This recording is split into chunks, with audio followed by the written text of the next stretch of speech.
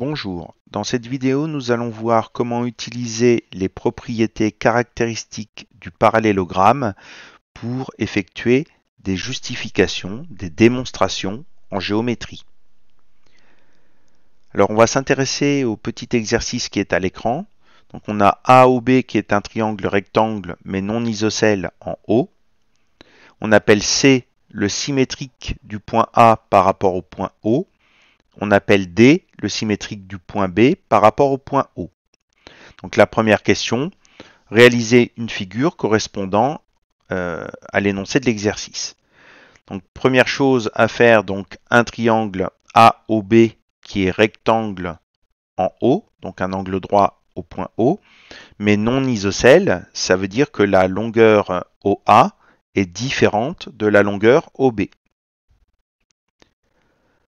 Ensuite, on appelle C le symétrique du point A par rapport au point O.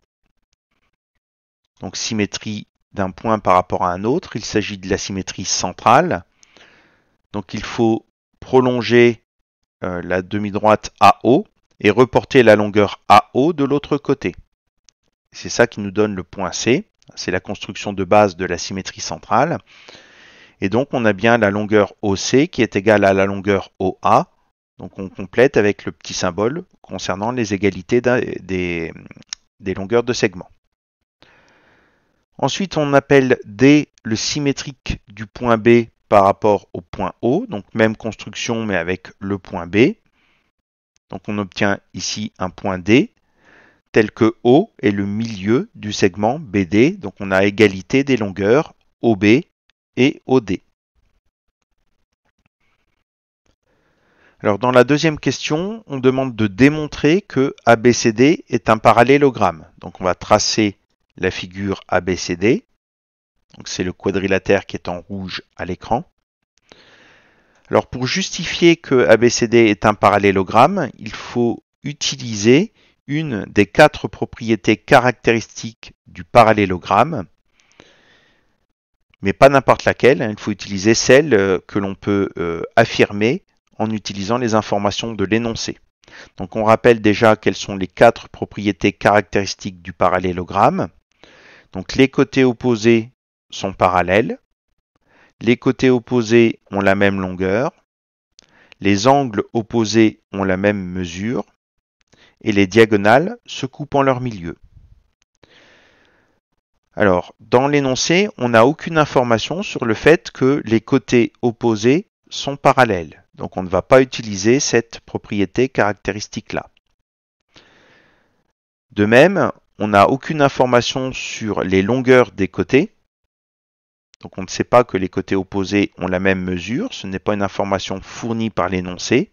Et mesurer sur la figure ne permet pas d'effectuer une démonstration, c'est-à-dire une justification. Donc on ne peut pas non plus utiliser cette propriété-là. Nous n'avons aucune information sur les mesures d'angle, donc on ne peut pas utiliser le fait que les angles opposés ont la même mesure. Donc on espère que l'on va pouvoir utiliser la dernière propriété, à savoir que les diagonales se coupent en leur milieu. Et ça, on le sait d'après l'énoncé, parce que comme le point C est le symétrique du point A par rapport au point O, le point O est donc le milieu du segment AC. De la même façon, le point O est le milieu du segment BD. Donc on peut affirmer que les deux diagonales de ce quadrilatère se coupent en leur milieu, ce qui nous permet donc d'affirmer que ABCD est un parallélogramme. Donc réponse à la deuxième question, ABCD est un parallélogramme car c'est un quadrilatère dont les diagonales se coupent en leur milieu. Troisième question, ABCD est un parallélogramme particulier. De quel type de figure s'agit-il? Justifiez la réponse. Alors au niveau des parallélogrammes particuliers, on a soit le rectangle, soit le losange, soit le carré. Et la figure, le quadrilatère qui est en rouge à l'écran, est visiblement un losange. Donc la première partie de la réponse à la question 3. Donc ABCD est un losange.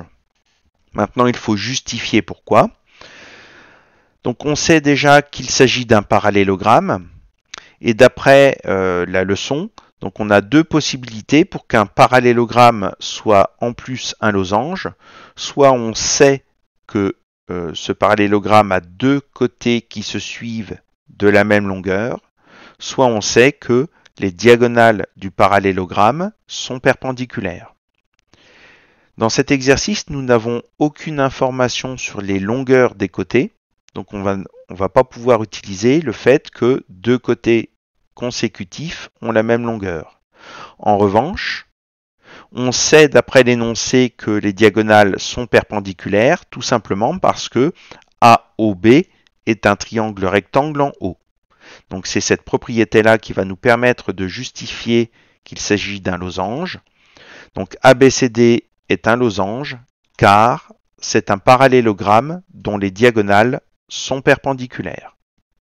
Donc voilà un exemple d'exercice qui permet de démontrer, de justifier des propriétés sur des parallélogrammes, des quadrilatères, des parallélogrammes particuliers. Et tout ça en utilisant la leçon, donc les propriétés que l'on connaît sur le parallélogramme et sur les parallélogrammes particuliers.